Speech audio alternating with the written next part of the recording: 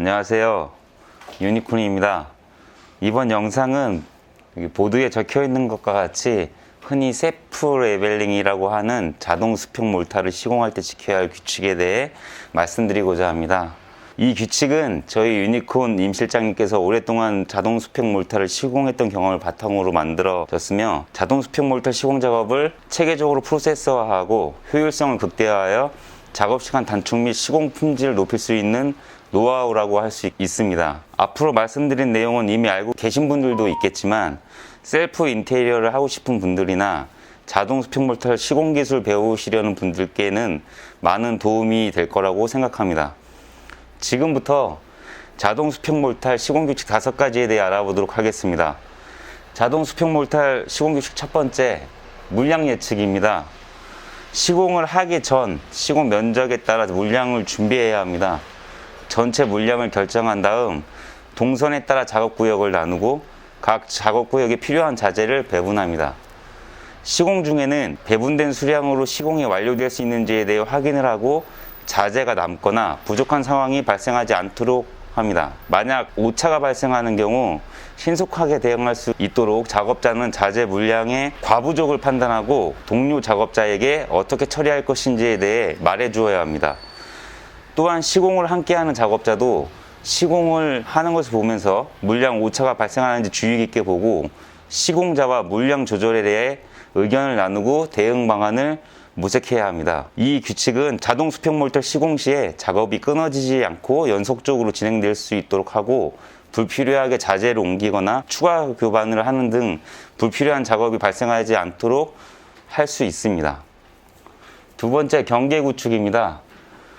규칙 내용의 시공 범위는 어항이라고 적어두었는데, 말 그대로 작업 범위가 어항처럼 되어야 한다는 것입니다. 자동 수평 몰타는 물과 성질이 같아서 높은 곳에서 낮은 곳으로 흐르고 홈이나 구멍이 있으면 새어 나가게 되어 있습니다.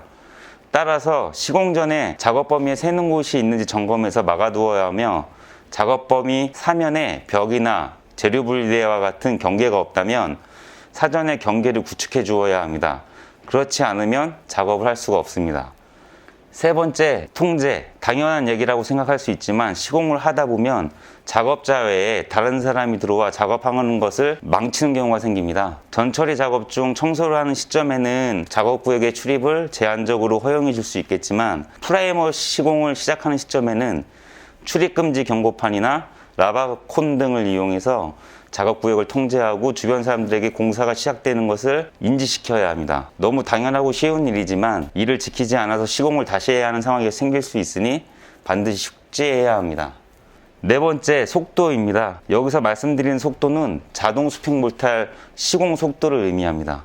자동 수평 몰타는 흐르는 성질을 갖고 있고 이 흐름성을 이용해서 수평을 잡는 자재입니다. 하지만 일정 시간이 지나면 경화가 시작되고 흐름성이 저하되어 작업 속도가 떨어지게 됩니다. 또한 경화가 더 진행이 되면 시공이 잘못된 지점을 다시 보완할 수도 없습니다. 이런 점 때문에 자동 수평 몰타 시공에 있어 작업 속도가 매우 중요하고, 이는 마치 자전거를 탈 때 중심 잡는 거랑 같다고 말씀드릴 수 있습니다. 흐름성이 없어지는 것은 자전거가 쓰러지는 것과 같고, 자전거가 쓰러지지 않기 위해 속도를 내는 것처럼 자동 수평 몰타의 흐름성이 없어지는 일이 없도록 작업 속도를 맞춰 주어야 합니다. 이 규칙도 작업 시간과 시공 품질과 직결된다는 점에서 다시 한번 꼭 명심해 두어야 합니다.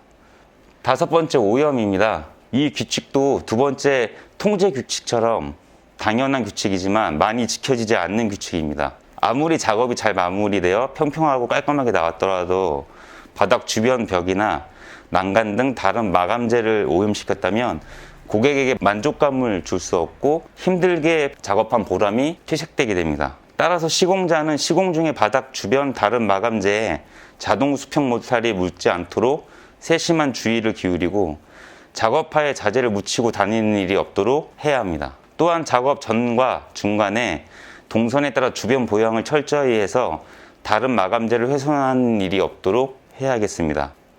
이상 자동 수평 몰타 시공 규칙 5가지에 대해 알아보았는데요. 어려운 내용도 있고 아주 기본적이고 쉬운 내용도 있습니다. 모든 일이 그렇듯 원칙과 기본이 지켜지지 않으면 반드시 문제가 발생합니다. 자동 수평 몰타 시공에 있어서도 이 5가지 규칙이 지켜지지 않으면 반드시 품질 문제나 불필요하고 번거로운 작업이 추가되어 시간과 비용 낭비가 발생한다는 것을 꼭 명심했으면 좋겠습니다. 작은 차이가 명품을 만든다는 말씀을 드리면서 마무리하겠습니다. 감사합니다.